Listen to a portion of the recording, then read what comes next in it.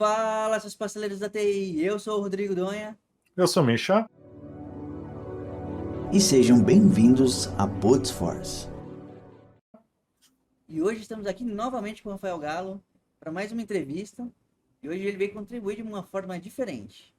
Fala aí, Misha. O que a gente vai falar hoje com ele? Bom, antes de tudo, já deveria ser lei, mas para quem não sabe ainda dessa lei, a gente pede o inscreva-se, o seu like, o compartilhar, comentar aí se você quer alguma pergunta em específico ao país que o Rafa vai comentar e esse tipo de coisa, ou até alguma dúvida, ou que seja, você pode comentar aí.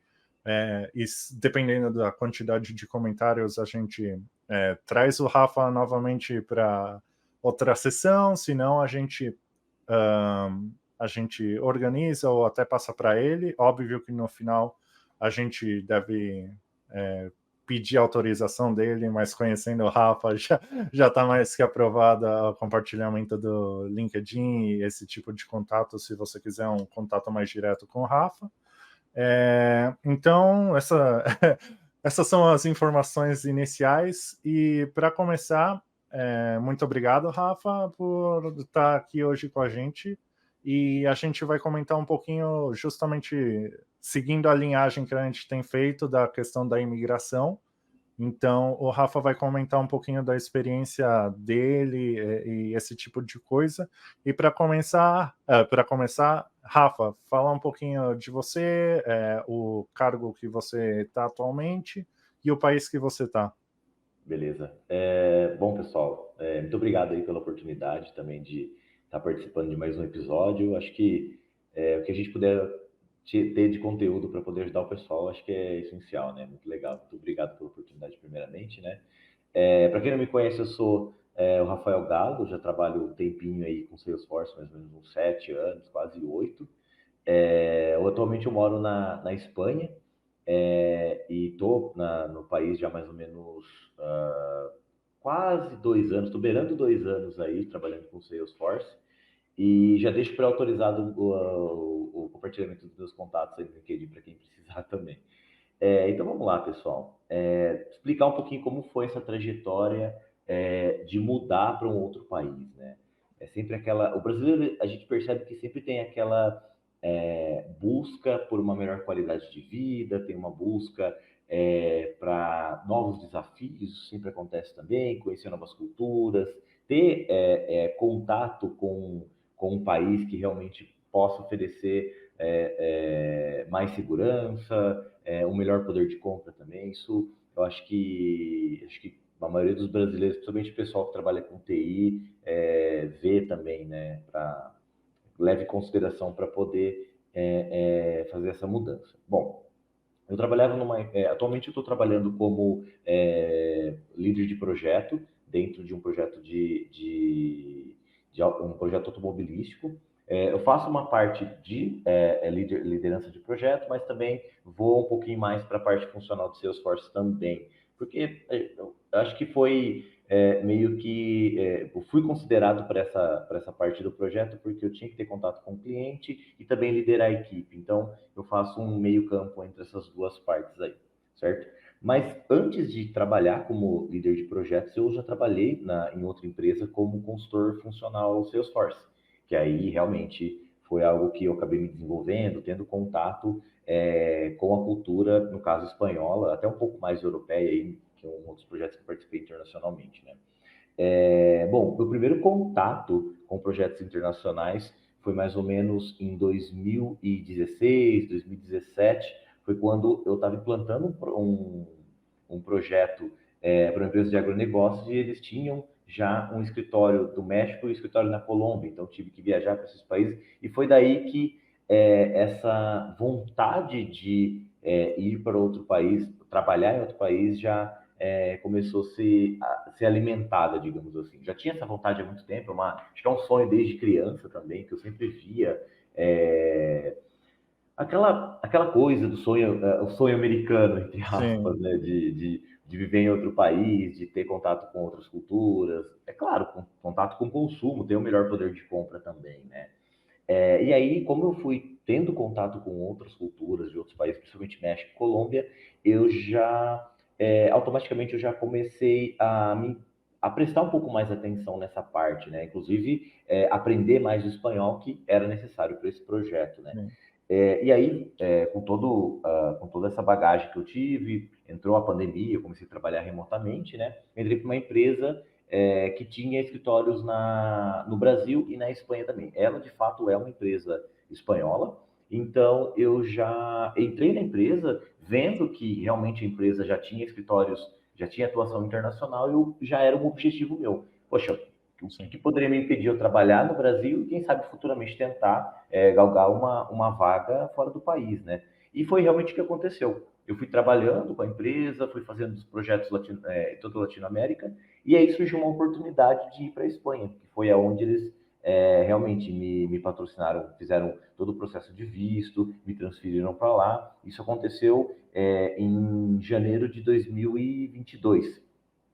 Então, assim, faz pouco tempo, né? Então, em janeiro de 2022 eu cheguei na Espanha, já dominava um pouco mais o espanhol, tinha um bom grau de espanhol, mas quando a gente chega lá é aquela coisa, né? Tudo Diferente. novo, é um mundo totalmente diferente, as pessoas falam de uma maneira que a gente não vê nos filmes, que a gente não vê nas aulas, às vezes, Sim. até por ser um outro tipo, entre aspas, um outro tipo de espanhol, né? Que o espanhol da Espanha muda um pouco do espanhol latino-americano, mas assim, foi um contato totalmente novo. E eu tive a sorte também, de fato, de ter conseguido visto para ir para lá. Eles patrocinaram, inclusive, o visto da minha esposa, que também já falava espanhol. Então, assim, eu digo que esse primeiro ano que eu fiquei foi uma fase de adaptação, de fato. O que eu posso dizer assim, ela não é fácil, ela realmente muda bastante a nossa vida, e ela também traz muito engrandecimento, posso dizer, porque mostra o quão pequeno nós somos perante o mundo, né? Porque às vezes a gente está aqui no Brasil, mas é legal, não sei o que lá, tem muita coisa interessante, mas na hora que a gente cai na realidade, é a realidade. Aí a gente tem que trabalhar, tem que pagar conta igual, é tudo a mesma coisa. Tem o poder de compra melhor? Tem qualidade de vida melhor? Claro que tem, mas tem a fase de adaptação, tem as dificuldades que a gente não pode excluir. Ela faz parte, né? Ela realmente existe, e ela é necessária para a gente poder realmente se integrar em uma nova sociedade, podemos dizer assim, né? Isso que eu achei bastante interessante mesmo. Bacana. Excelente. Rafa, aproveitando aqui, fazer uma outra pergunta. Em que são de países que você já morou? Você morou somente na Espanha? Caso foi só a Espanha, você tem vontade de conhecer algum outro? Cara, quando eu cheguei, bom, de fato, foi só a Espanha, além do Brasil, foi só a Espanha. Eu já tive vontade de morar em outros países, de fato. Tive vontade de morar nos Estados Unidos, já tive vontade de morar na Itália também, porque hoje eu tenho passaporte italiano, então eu tenho essa dupla cidadania que me permitiria fazer isso. Mas, cara, eu gosto tanto da Espanha hoje em dia que eu acho que eu não trocaria muito assim, de verdade. Porque eu vejo que é um país que me recebeu de muito braços abertos, sabe? Tem um clima bastante parecido com o do Brasil, de fato, tem o calor, as pessoas são muito agradáveis também. É, Cara, eu acho que se eu fosse morar em algum outro país, seria num outro. O Canadá, quem sabe? Eu acho que sim também. Eu acho que eu moraria em países que têm o inglês como língua nativa. Eu Uhum. acho que um país que me chama bastante atenção hoje em dia, mas eu acho que eu pesquisaria um pouco mais para saber, é a Nova Zelândia. Acho que a Nova Ah, Zelândia é um país que dizem que tem uma boa qualidade de vida, que eu acho que é algo que acho que está no meu ranking ali. Qualidade de sim. vida, eu acho que é o principal ponto. Que assim, eu nunca morei nos Estados Unidos, eu nunca fui para os Estados Unidos, mas eu vejo em comparação com outros países é algo que acaba pesando. Por exemplo, eu vejo que a maioria dos brasileiros vão para lá. Mas eu acho que Canadá, que eu vejo que realmente é um país bastante interessante, e Nova Zelândia, assim. Mas não tem muita pretensão de sair da Espanha por Sim. enquanto. Eu não sei a questão da Nova Zelândia, mas pelo menos a Austrália, eu sei que com É, imigrante o pessoal era bem difícil, né? Até, tanto que na época que eu estava buscando Também eu comecei meio que o Rafa, eu era um adolescente meio revoltado, vamos dizer assim, né? Não que mudou muita coisa, mas tipo também essa questão de não, quero ir embora dessa desgraça, nada tá certo e esse tipo de coisa. E na época eu pesquisei bastante e via bastante Irlanda, até pelo preço, né? Canadá eu via bastante e o pessoal falava bastante da Austrália e depois fazendo uma pesquisa a mais eu escutei bastante, não, o pessoal aqui é meio como preconceituoso com a questão do imigrante e tal, e até foi onde que eu acabei optando Optando. pelo Canadá, né? Até mesmo nos Estados Unidos, acho que grande parte da gente, né, o sonho principal sempre é os Estados Unidos, pelos filmes e tudo isso, mas sabendo como tratam o imigrante e tal, putz, eu não quero isso, eu gosto da cultura americana e tal, então o Canadá é um país que aceita imigrante bem, e esse tipo de coisa, tá ali do lado, então acho que se encaixa bem.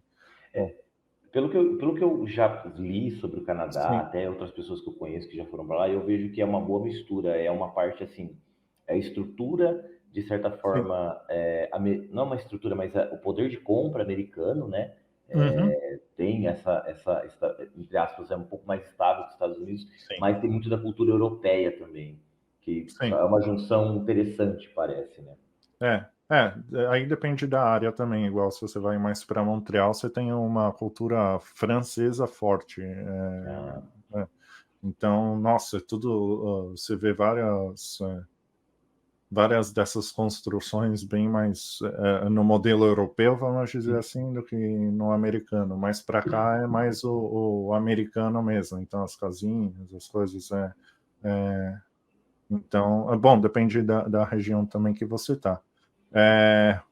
Agora, continuando, o que você considera mais importante antes de aceitar uma oferta para outro país? Ou seja, o que você acha que é importante considerar, é, que é importante levar em conta, pesquisar, de repente, antes de ir para outro país? olha, eu acho que o primeiro ponto é dominar o idioma, cara. Eu acho que se você vai para um outro país, e eu já tentei assim, já escutei de muito brasileiro, por exemplo, no meu caso, eu vou para a Espanha porque o idioma é parecido. Não, não é Não, parecido. nada. Isso, pessoal, esqueçam isso, não é parecido. Não é porque é a mesma origem que você vai conseguir realmente entender. Às vezes não vai acontecer. Existem casos de casos, obviamente, mas dominar o idioma eu acho que é o primeiro ponto. Se você realmente tem intenção, por exemplo, Espanha ou que seja o Canadá, domine pelo menos, sei lá, o intermediário do idioma para você poder se virar, porque na hora que você chegar lá, vai ter contrato de aluguel, vai existir documentações que você precisa ir atrás, né? Não é só chegar e morar, não acontece isso. Principalmente para quem tem visto, por exemplo, que é um pouco mais complexo, né? Que você tem que fazer alguns processos lá, por exemplo, para pegar, no caso da Espanha, o NIE, né? Que é como se fosse o CPF. Sim. Então, você tem que ter pelo menos uma maneira de se comunicar ali dentro do país, entendeu?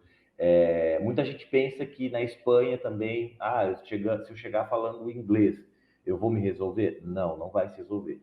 Vá no idioma Nativo, nativo é. deles, exatamente. Acho que é o primeiro ponto. Outro ponto, por exemplo, supondo que a pessoa recebeu uma proposta de trabalho, analise o salário.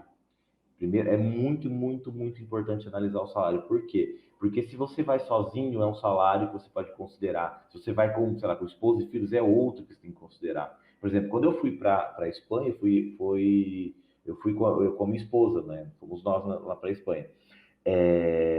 O salário que eu estava ganhando lá, ele ficava justo, mas dava para me sustentar e sustentar ela, e pagar todas as contas. Então, isso foi uma coisa muito importante, porque a minha esposa também ela fez a transição de carreira. Hoje eu consegui converter mais uma para o Salesforce também.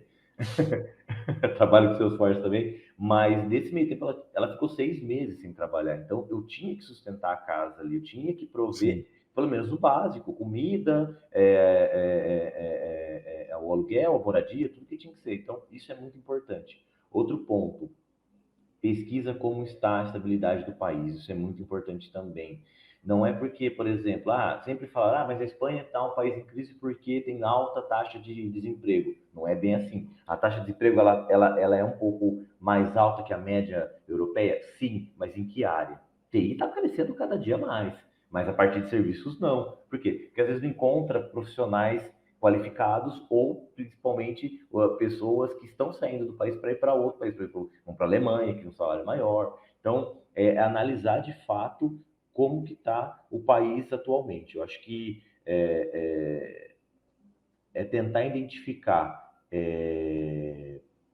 como. Então vamos lá, dentro dessa lista, identificar, conseguir falar, pelo menos o intermediário do idioma, né, que o país fala, analisar qual que é o salário, analisar a situação econômica do país, se você não vai para um país que realmente está em crise ou não é porque você vai ganhar muito dinheiro, mas às vezes a inflação é tão alta que o salário não compensa, entendeu? Por exemplo, uma Argentina, e isso às vezes o salário, realmente pode acontecer ter um salário maior que o do Brasil, mas a inflação é tão alta que você não consegue ter um consumo pior do que no Brasil, por exemplo. Outro ponto também que eu considero bastante importante, analisar onde vai morar, porque o custo de vida muda radicalmente. Por exemplo, eu hoje moro em Madrid, mas o custo de vida em Madrid é totalmente diferente do que Barcelona, que é muito mais caro. Barcelona é a cidade mais cara da Espanha para se morar hoje, que é em Valência também, que é diferente, que é, por exemplo, na Galícia, que é o norte. Então, analisar bem o que você vai fazer. E eu acho que outro ponto, guarda dinheiro. O que você conseguir guardar de dinheiro é muito importante. Tem muita gente que pergunta, mas quanto que eu tenho que guardar? Não tem um número, né? É muito difícil a gente falar um número. Você tem que guardar, sei lá, 5 mil euros, 10 mil euros, 50, 100 mil euros. Não, é muito difícil falar. Mas é o suficiente para você se manter pelo menos 6 meses no país, caso aconteça alguma coisa. Ou pelo menos você tenha o dinheiro para voltar para o Brasil. Esse é o ponto. Porque não adianta você gastar todas as economias mobiliando um apartamento, ou não sei, comprando um carro, que muita gente faz, que eu não vejo necessidade hoje, porque o país, Madrid me oferece tudo que eu preciso em questão de transporte. Mas se caso dê algum problema, tenho dinheiro guardado para voltar. Porque o sonho de ir para fora do país, ele é muito importante, a gente tem que se fixar nisso. Mas se der algum problema, a gente tem outro país também, a gente tem um país, até a nossa pátria ali, que a gente sabe o que tem que fazer, a gente sabe que a gente consegue arrumar outro emprego ali, enquanto a gente não vai se resolvendo em outro. No caso meu, seria a Espanha.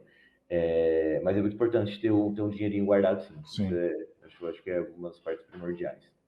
Uhum. Aproveitando, Galo, na sua visão, quais foram, na verdade, os pontos positivos e negativos de mudar de país? Isso. Hoje eu acho que eu tenho até falar para vocês, a gente está fazendo essa gravação aqui, eu estou no Brasil, né? Eu estou de férias aqui no Brasil, visitar a família e tal. Então, eu até tinha falado para o Michel, vamos esperar um pouquinho, cara, que eu vou para o Brasil e eu queria até poder ter mais insumos para poder falar para vocês isso, né? Porque choque de realidade. Exato. Ter o choque de realidade, né? Saber como é que tá. Porque, assim, antes só de responder as perguntas, quando a gente está lá, a gente tem essa parte sentimental, não tem como. Pô, família, amigos, tudo que a gente já conhece, isso acontece mesmo. O imigrante que fala, pô, eu não sinto falta de nada. Poxa, mentira. Ou você nasceu, é mentira, ou você nasceu lá, que você não consegue ter contato com ninguém mais.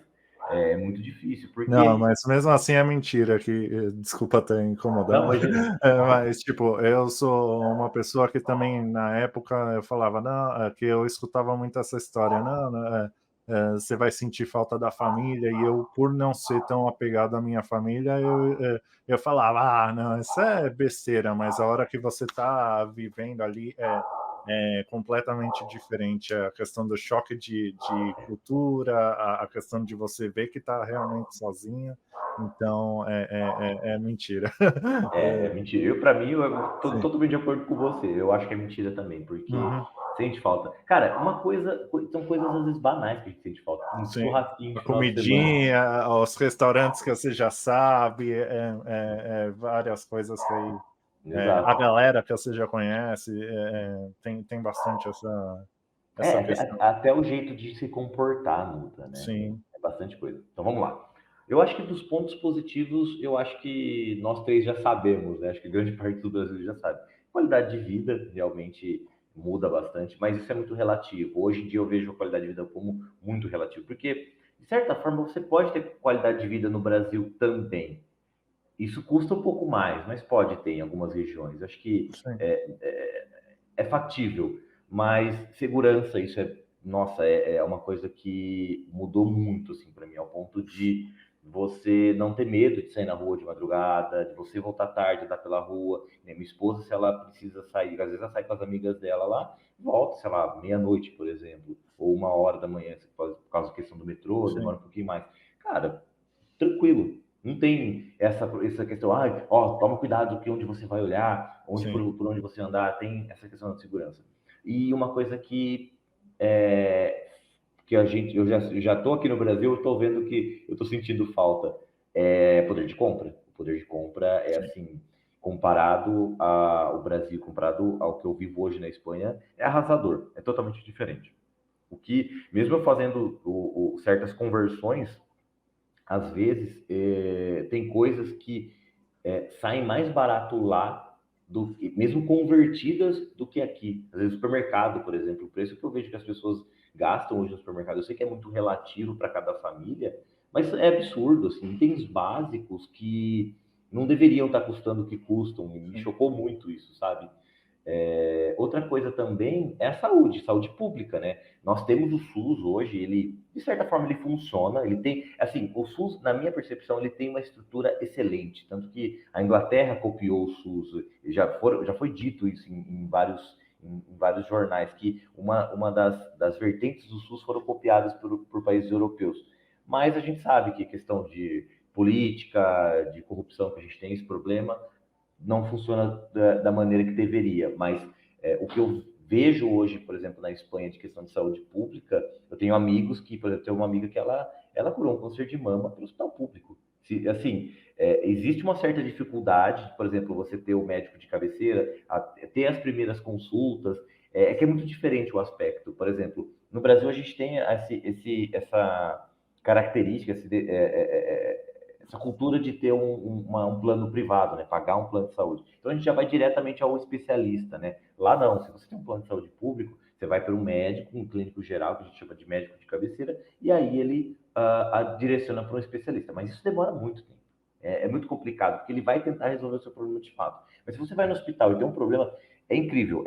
O atendimento é totalmente diferente, os aparelhos, assim, são de última geração. É muito legal isso, sabe? E vamos lá, o que mais que tem de prós? Eu acho que é o que o brasileiro padrão sente falta, né? Segurança, transporte, saúde e poder de compra. Eu acho que isso é o que mais realmente acaba mudando, de fato, né?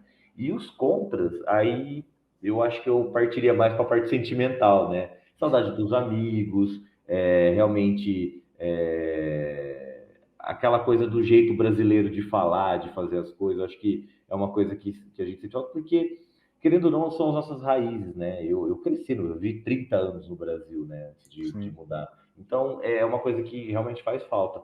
Eu acho que principalmente eu acho que principalmente a família e os amigos é o que pesa mais. Por exemplo, ano passado, eu perdi o casamento dos meus melhores amigos, que eu estava lá. Então, é algo que pesa, né? É Sim. difícil. Mas é a vida. A gente tem que Sacrificar começar. coisa para ganhar outra, assim. Exato, exatamente. A gente tem escolhas. Ou a gente faz de uma forma ou a gente faz de outra. Alguma coisa a gente vai perder e alguma coisa a gente vai ganhar. Sempre vai acontecer isso. Então, eu acho que assim, é, os benefícios eles são mais cartesianos, né? Eles são mais para o nosso lado racional. Poder de compra, a Sim. segurança, realmente coisas que a gente sente falta do básico no Brasil. E as desvantagens é realmente a parte mais emocional, de fato, né? Sim. Estar perto da família, estar perto dos amigos, poder, sei lá, sentar, tomar uma cerveja com os amigos, trocar, jogar a conversa fora, a maneira que a gente fala com as pessoas, que é nossa maneira é muito específica, que é muito diferente do espanhol, que é muito diferente do canadense. Então é mais ou menos isso mesmo. Mesmo no restaurante, não sei no caso da Espanha, mas é uma coisa que eu sinto bastante aqui, que, putz, tem a grande parte dos restaurantes, você vai, o cara já tem de uma e meio que te deixa aí. Já no brasileiro tá, opa, tudo certinho, necessita alguma coisa a mais. Então, não sei na Espanha, mas aqui eu vejo bastante essa questão, que tem hora que você tem, pelo amor de Deus, é aqui, que eu quero pedir mais. Na Espanha vai depender um pouco do restaurante. Se você vai num restaurante mais de bairro, assim, boteco que a gente fala no Brasil, né? E tem esse atendimento um pouco mais perto, tal. Se você vai num restaurante mais turístico, algo um pouco mais massivo, digamos assim, é aquela coisa mais fria, porque o cara quer ver rotatividade, né? E assim, uma coisa que é bastante diferente, a gente não paga gorjeta na Espanha, né? Não tem esse custo, não tem os 10%. É o que está na conta, porque o cara já recebe o salário. Isso é uma coisa que... Eu tenho uma teoria sobre isso, eu não sei se é verdade, mas eu acho que o salário do cara já é digno o suficiente para ele poder viver, não precisa de uma gorjeta. Você dá gorjeta se você quiser. Às vezes, quando eu tenho atendimentos muito bons, eu deixo lá uns 5, 10 euros pro cara lá, que, poxa, o cara realmente foi muito legal comigo, entendeu? Mas normalmente a gente não faz isso, porque o salário que o cara recebe já é suficiente para ele poder viver. Então não tem muito essa cultura de você ter que pagar uma gorjeta ou pagar os 10%. Então, aí no caso depende muito. Se é um restaurante mais massivo, o cara é mais friozão. Se é um mais de bairro mesmo, atendimento. Eu já deixei de ir em restaurantes porque eu fiz amizade com o garçom e ele parou de trabalhar lá. Porque o atendimento era muito bom, muito bom, de fato, né? E aí, um dia que eu fui depois, ele não estava mais lá, você vê que a régua sobe, né? Quando você tem um atendimento bom, né? Aí depois você vê cai a nível, dá aquele choque. e tipo, poxa, eu vim aqui por causa do cara. Não era nem por causa da comida, da bebida, era por causa do cara. Ele era muito gente boa, acabou se tornando um amigo mesmo, né? E aí eu acabei parando de ir em restaurante. Mas tem algumas diferenças, sim, acaba tendo essa pouquinho. Uma coisa que eu percebo, por exemplo, você falou, tocou num restaurante que eu achei interessante, é que eu tenho muito costume, assim, se eu tenho uma experiência legal, se eu como uma comida legal, eu vou lá e elogio. Eu acho que é merecido isso. Pô, a comida tá legal, a comida tá boa, pô, o atendimento de vocês são muito bons. Eles não têm, o europeu não tem muito esse costume, né? Ele não dá esse feedback. Por exemplo, o cara recebe a comida, recebe a comida, tá bom, obrigado, tal, tchau, pagou.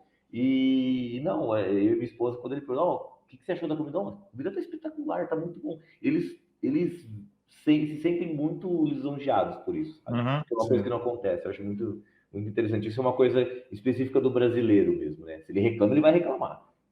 Mas se tá bom, ele vai falar que tá bom também. Não fica naquela calibrada.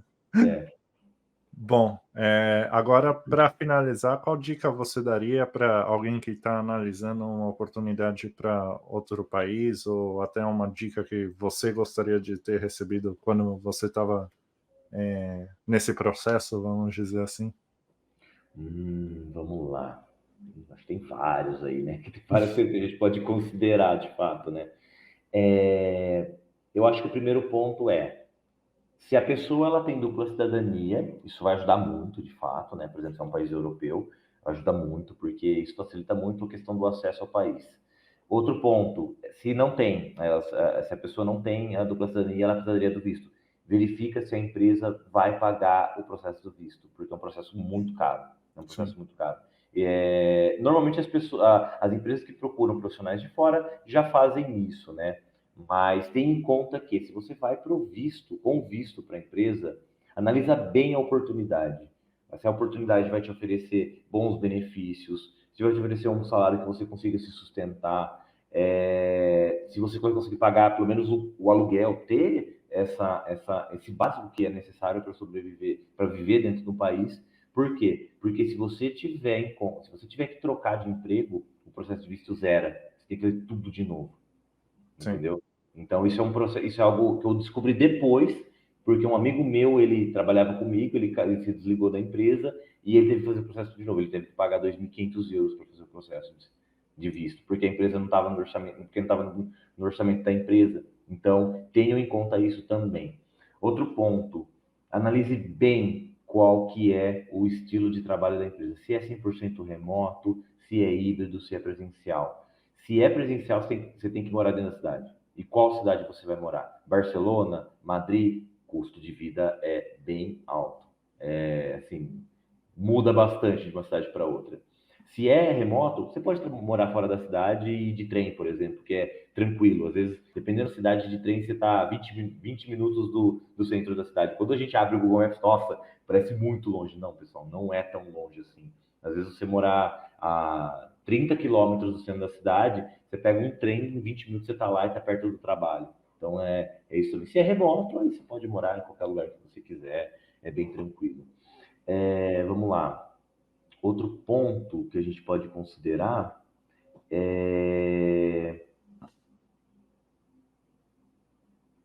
um ponto muito bom, que é de moradia, no caso, né? Não se fixe em morar perto do trabalho.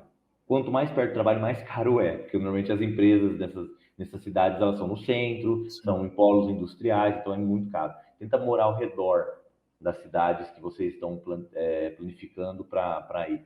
Normalmente o valor cai bastante e é um pouco mais fácil poder fazer esse aluguel. Um outro ponto também que eu acho bastante interessante, que é o do guardar dinheiro. Tenha pelo menos 3 a 4 meses de aluguel guardado em dinheiro. Por quê? Se você vai para um outro país, no caso a Espanha, é muito comum eles pedirem 1 mês de aluguel adiantado, 2 meses, até 3 meses de aluguel adiantado. Então, se você tiver esse dinheiro guardado já vai ser muito mais fácil, porque senão você não consegue alugar, né? Eles pedem esse adiantamento. E na Espanha, por exemplo, eles alugam somente com quem tem contrato de aluguel por tempo indefinido. É outro ponto também muito interessante. Analisa se o contrato de trabalho ele é por tempo indefinido ou não. No caso, eu acho que esse é um caso geral, acho que é um caso global já, né? Porque existem países, no caso da Espanha, você pode trabalhar por 6 meses e eles interromperem o contrato de trabalho sem problema nenhum. Mas aí fica muito difícil você fazer um aluguel, porque eu tento me colocar um pouco no lugar da pessoa que está alugando, né? Ela quer uma garantia, né? Ela quer que a pessoa fique lá e consiga pagar o aluguel e ele poder receber o dinheiro dele pelo imóvel que ele está alugando. Então, é muito interessante isso. Outro ponto, se você está indo sozinho, acho que não só sozinho, mas pode ser com esposa, com filhos, tenha a mente aberta. Abra bastante a cabeça, por quê? Porque às vezes pode acontecer, principalmente das pessoas que vão morar sozinhas, vão sozinhas para o país, tenham que dividir um apartamento. Então, eu vejo que não é uma coisa muito específica do brasileiro, né? Pelo menos eu não vivi muito disso, não tive muitos amigos muito perto que dividiam um apartamento.